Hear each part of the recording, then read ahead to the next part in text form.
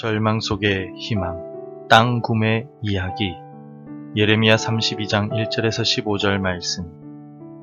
유다의 시드기야 왕 열째 곧 느부갓네살 18째 해에 여호와의 말씀이 예레미야에게 임하니라. 그때 바벨론 군대는 예루살렘을 에워싸고 선지자 예레미야는 유다의 왕의 궁중에 있는 시위대 뜰에 갇혔으니, 이는 그가 예언하기를 여호와의 말씀에 보라, 내가 이 성을 바벨론 왕의 손에 넘기리니 그가 차지할 것이며, 유다 왕 시드기야는 갈대아인의 손에서 벗어나지 못하고 반드시 바벨론 왕의 손에 넘겨진 바 되리니 입이 입을 대하여 말하고 눈이 서로 볼 것이며, 그가 시드기야를 바벨론으로 끌어가리니 시드기야는 내가 돌볼 때까지 거기에 있으리라. 여호와께서 이와 같이 말씀하시니라. 너희가 갈대아인과 싸울지라도 승리하지 못하리라 하셨다 하였더니, 유다 왕 시드기야가 이르되 내가 어찌하여 이같이 예언하였느냐 하고 그를 가두었음이었더라. 예레미야가 이르되 여호와의 말씀이 내게 임하였느니라 이르시기를, 보라, 내 숙부 살룸의 아들 하나멜이 내게 와서 말하기를 너는 아나돗에 있는 내 밭을 사라. 이 기업을 물을 권리가 내게 있느니라 하리라 하시더니, 여호와의 말씀과 같이 나의 숙부의 아들 하나멜이 시위대 뜰 안 나에게 와서 이르되 청하노니, 너는 베냐민 땅 아나돗에 있는 나의 밭을 사라.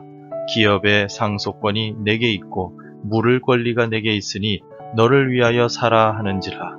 내가 이것이 여호와의 말씀인 줄 알았으므로 내 숙부의 아들 하나멜의 아나돗에 있는 밭을 사는데 은 17세겔을 달아주되, 증서를 써서 봉인하고 증인을 세우고 은을 저울에 달아주고, 법과 규례대로 봉인하고 봉인하지 아니한 매매 증서를 내가 가지고 나의 숙부의 아들 하나멜과 매매 증서의 인친 증인 앞과 시위대 뜰에 앉아있는 유다 모든 사람 앞에서 그 매매 증서를 마세야의 손자 네리야의 아들 바룩에게 붙이며, 그들의 앞에서 바룩에게 명령하여 이르되, 만군의 여호와 이스라엘의 하나님께서 이와 같이 말씀하시기를, 너는 이 증서 곧 봉인하고 봉인하지 않은 매매 증서를 가지고 토기에 담아 오랫동안 보존하게 하라. 만군의 여호와 이스라엘의 하나님께서 이와 같이 말씀하시니라. 사람이 이 땅에서 집과 밭과 포도원을 다시 사게 되리라 하셨다 하니라. 중학교 다니던 시절 시험이 다가오고 있음에도 불구하고 교회에서 탁구치기 바빴던 때가 있었습니다. 부모님께 시험 준비를 잘 해서 시험을 치고 나서 탁구를 쳐도 늦지 않다는 말씀을 들었지만, 그 당시에는 그 말씀을 이해하지 못했습니다. 지금 당장 탁구 치고 싶은 대로만 행동하고 싶었습니다. 결국 탁구 때문에 시험을 망쳤습니다. 부모님은 자녀보다 인생을 더 오래 사셨고 경험이 많기 때문에 분명히 도움이 되는 교훈을 주셨음에도 어리석게도 그 교훈을 이해하지 못했었습니다. 하나님께서도 우리에게 말씀하시지만 우리가 어리석어서 그 말씀의 의미를 이해하지 못할 때가 참 많은 것 같습니다. 오늘 본문은 하나님의 약속과 희망에 대한 중요한 교훈을 우리에게 전해주고 있습니다.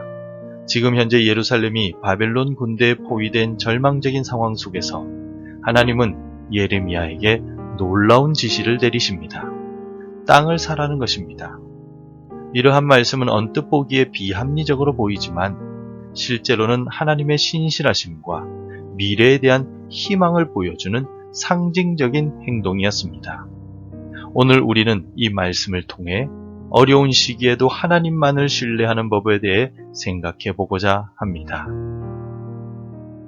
먼저 예레미야 32장 1절에서 5절 말씀에서는 당시의 역사적인 상황을 설명하고 있습니다.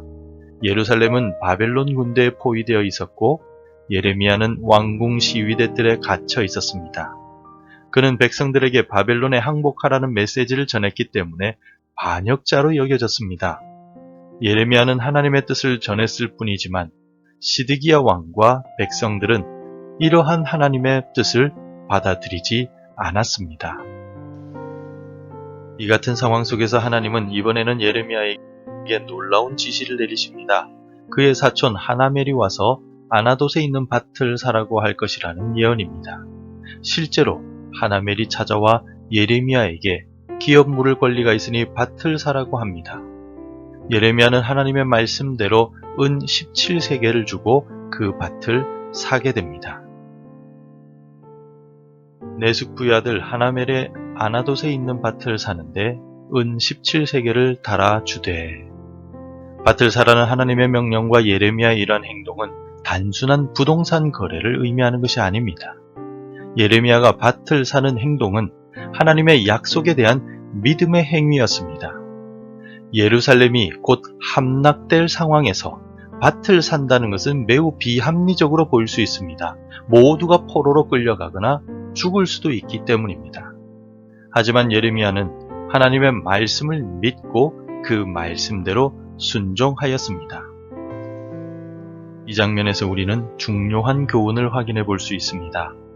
하나님은 우리가 이해할 수 없는 방식으로 일하실 수도 있다는 점입니다. 나라가 망해가는데 밭을 산다는 것은 결코 상식적이라 말할 수 없지만 하나님의 일하심에 대한 신뢰를 가지고 하나님의 말씀에 우리는 순종해야만 합니다. 그리고 우리는 언제나 지금 현재 내가 처해 있는 상황이 아닌 하나님께서 주시는 약속을 바라보며 살아가야 합니다.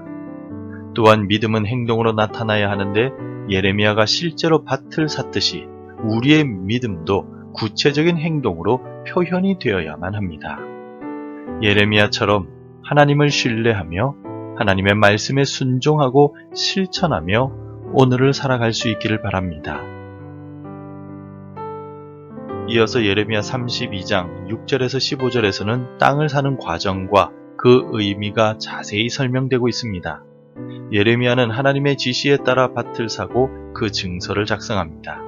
예레미야는 매매 증서를 봉인하고 증인들 앞에서 은을 달아주었습니다. 이러한 모습은 당시의 부동산 거래 관행을 잘 보여주는 모습이라 할 수 있습니다. 본문에서 특별히 주목할 점은 예레미야가 이 증서를 그의 서기관 바룩에게 맡기며 한 말입니다. 14절입니다. 만군의 여호와 이스라엘의 하나님께서 이와 같이 말씀하시기를 너는 이 증서 곧 봉인하고 봉인하지 않은 매매 증서를 가지고 토기에 담아 오랫동안 보존하게 하라. 예레미야가 한 이 말은 단순히 문서를 보관한 것 이상의 의미가 있습니다. 이 말은 미래에 대한 희망의 상징이었습니다. 예레미야는 이어서 하나님의 말씀을 15절과 같이 전합니다. 만군의 여호와 이스라엘의 하나님께서 이와 같이 말씀하시니라. 사람이 이 땅에서 집과 밭과 포도원을 다시 사게 되리라 하셨다 하니라. 아멘. 예레미야가 바룩에게 전한 이 말은 바벨론에 의해 예루살렘이 곧 무너지게 되는 현재의 절망적인 상황 속에서도 하나님이 미래의 회복을 약속하신다는 의미를 가지고 있습니다. 그래서 우리는 하나님은 언제나 희망을 주시는 하나님이심을 믿어야 합니다. 우리 인생의 가장 어두운 시기에도 하나님은 언제나 미래의 회복을 우리에게 약속하고 계십니다. 또한 하나님의 이와 같은 약속은 반드시 이루어진다는 사실을 우리는 믿어야 합니다. 예레미야의 시대에는 불가능해 보였지만 실제로 70년 후 이스라엘 백성들이 귀환하여서 예루살렘과 유다 땅을 다시 소유하게 되었습니다. 하나님의 약속은 1.1획도 허무하게 흩어지지 않습니다. 반드시 이루어지며 반드시 역사합니다. 그러므로 정확무오하신 하나님을 신뢰하고 주님의 말씀을 마음에 새기고 순종하시기 바랍니다. 성도 여러분, 우리가 하나님의 정확하신 말씀과 약속을 붙잡고 살아가려면 어떻게 해야 할까요? 우리는 매일의 삶 속에서 하나님의 약속을 기억하고 하나님의 말씀에 따라 행동해야 합니다. 좀 더 구체적으로 매일 아침 반드시 하나님의 말씀을 읽고 그날의 말씀을 묵상하는 시간을 가져야 합니다. 그리고 그 말씀을 우리의 삶 속에 적용할 방법을 생각해야 합니다. 예를 들어 용서에 관한 말씀을 읽었다면 그날 누군가를 용서하는 행동을 실제로 실천해 보는 것입니다. 이렇게 말씀을 우리의 삶에서 실천함으로써 우리의 믿음은 더욱 든든히 서게 될 것입니다. 절망 속에서도 희망을 주는 오늘 본문의 말씀은 우리에게 큰 용기와 소망을 가져다 줍니다. 가장 어둡고 절망적인 순간에도 하나님은 우리와 함께 계시며 미래의 회복을 약속하고 계십니다. 예레미야가 포위된 도시에서 밭을 샀듯이 우리도 현재 어려움에도 불구하고 하나님의 약속을 믿고 행동해야 합니다. 멸망을 앞두고 땅을 산 예레미야의 행동은 단순한 긍정적 사고나 땅을 투기하는 모습이 결코 아닙니다.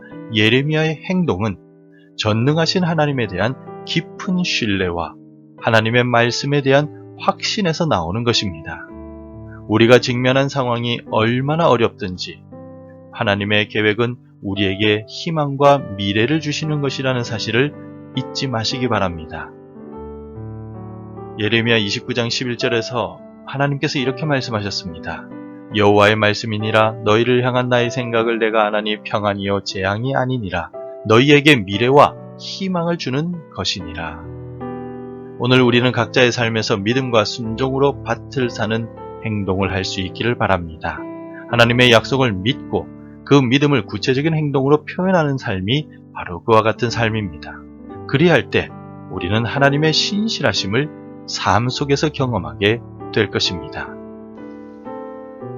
사랑의 하나님, 어떤 상황 속에서도 우리에게 변함없는 소망을 주시니 감사합니다. 우리가 항상 주님의 약속을 기억하고 그 말씀대로 살아갈 수 있는 믿음을 주옵소서. 어려운 시기에도 주님을 신뢰하며 담대히 걸어가게 하옵소서. 예수님의 이름으로 기도드립니다.